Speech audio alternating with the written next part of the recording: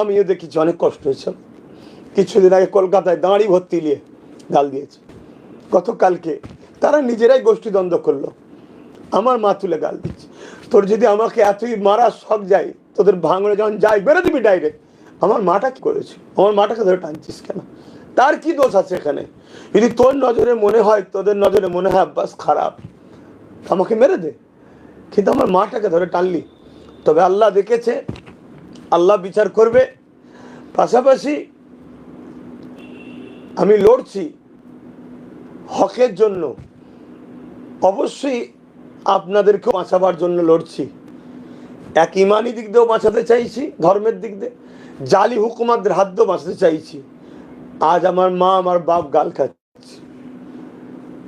গণতান্ত্রিককে সামনে রেখে, সংবিধানকে সামনে রেখে প্রতিটা গ্রামের মানুষ ভালোবাসার বা যাদের জন্য কথা বলে, যারা মনে করেন আব্বাস সিদ্দিকী কথা বলে, কি করেন আপনারা, এটাও আমার দেখার একটু দরকার। তবে সংবিধান বিরোধী, গণতন্ত্র বিরোধী কোনো কর্মকাণ্ডকে ইসলাম মানে যে দেশে বাস করব সে দেশ বিরোধী বা দেশের সংবিধান বিরোধী কোনো কর্মকাণ্ডের দিকে যাবেন, এটা ইসলামও অ্যাকসেপ্ট করে না, আমিও পছন্দ করি না।